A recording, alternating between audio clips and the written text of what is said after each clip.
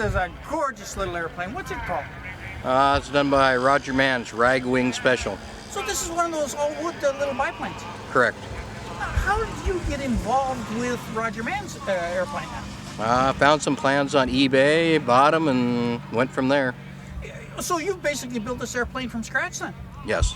Now, when you're building an airplane like this from scratch, what's all entailed in getting everything together to get started at? A lot of friends that have done it before. We're at the Arlington airport here, so what you're saying is there's a lot of people in this field that have experience doing this, and they've given you some assistance in doing it? Yes, there's, the guys here at the shop, Air Corps Aviation, Jim Scott, he's really good and giving advice and like that, and numerous other people here too. How did you get involved in aviation, though? I don't imagine you just all of a sudden said, hey, I'm going to go out and build myself a little biplane. Oh, I was over the Columbia River, Eastern Washington, and saw some guys hang gliding and helped in launching one guy, and came back to Seattle here and got a hold of an instructor, Big Bird, is his name, and started hang gliding a little bit, and then ended up here at the Arlington airport. I live so close, and went for a trike flight and learned how to fly trikes, and I've been doing that. I got about 500 hours triking, and then decided to learn some fixed wing, and then it, saw these plans on eBay, and it looked retro, and went with that. So that's what you're looking for, was something in a retro look then? Yes. Now, when you get started at this, though, is it a daunting task? I mean, you've got a set of plans there. How do you go from a set of plans to an airplane that's ready to fly like you've got now? Well, I owned a car lot, and I was a body man for years, so putting something together, it's just, you just follow the directions, and it's like that. So the plans were fairly easy to follow then as far as building the airplane goes? Yeah, well, there's times you run into things, but you can get input from other guys or EAA people, or just that have built themselves, and they're more than willing to give you input. Now, this airplane, though, looks a little different from what I've seen of Roger Mann's airplanes. When I saw Roger flying it in Florida, he just had a little Kawasaki 340 engine on.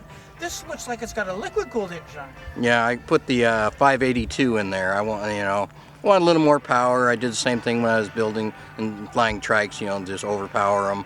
So I did some beefing up inside the wing structures and fuselage, and then on the engine compartment had to do some little work there to make everything fit, and it's kind of got an odd look to the front, but everything's enclosed, so, and the 582 gives you plenty of power. And you're using what, a 582 with a B reduction drive and electric start? Correct. Now, how many hours did it take you to get from the set of plans to actually have the airplane so that it's in the condition it's in now? I didn't ever calculate the hours, but it's been about 2.5 years in the garage, off and on. And how much money would you have tied up in it, do you think? I'm going to guess 12, 13,000. Okay, with engine and everything? With engine and all. Okay. Now, what type of control systems and does this have? Like, it's a little tail dragger. Is it standard stick and rudder type of control on it? Yes.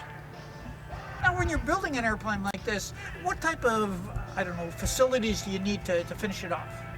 Well, I built a large garage at home, about 4,000 square feet, so I have plenty of room at home, and could do 2 at a time if I needed to, but yeah.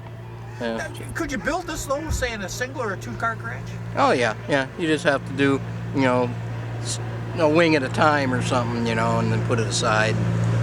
Now, when you started the airplane, what did you start with the fuselage, or did you start with the wing? Oh, fuselage. Then you worked into the tail group and then into the wings? Yeah, went from the fuselage, went to the empennage back there and doing the tail feathers, and then did the set of wings.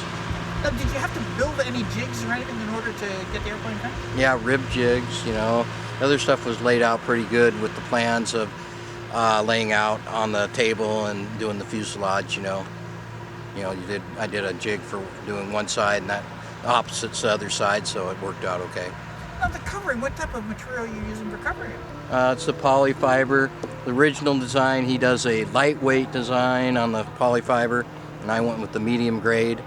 And then went up and I sprayed it with the poly brush, and then Money got tight, so I decided to put a latex house paint on it with a high gloss finish. So, I mean, this is house paint on it, but I mean, it's really shining out here in the sun.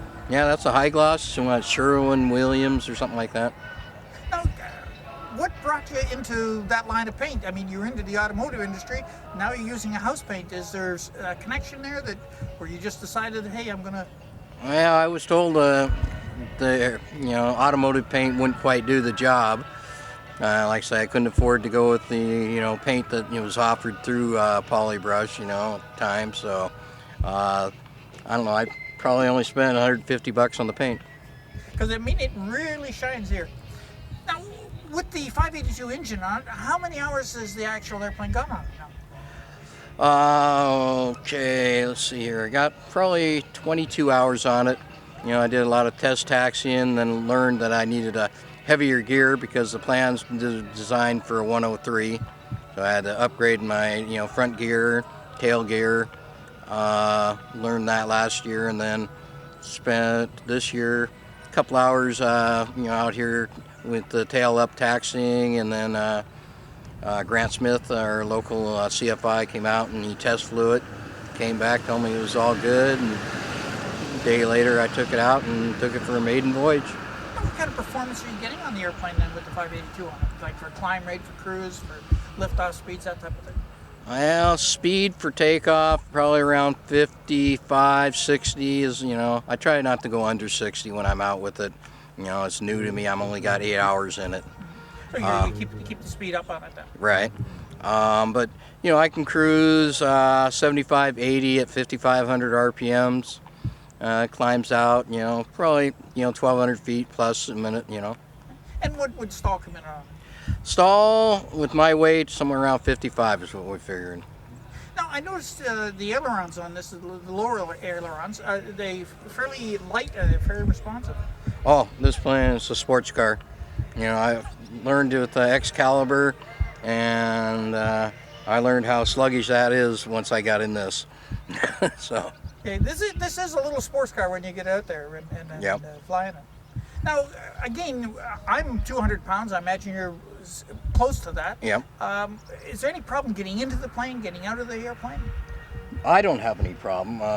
You get somebody that's over, probably 5'9", 6 foot, then I got it set up, for the pedal stuff for a short person. And I'm only 5'2". So, Joe, if somebody wanted to get a little more information on what you've done with this aircraft, is there an email address they could get you at? Sure, it's Idaho, like the state, JOE, letter number 2 at frontier.com. Thank you very much for your time. Okay, take care.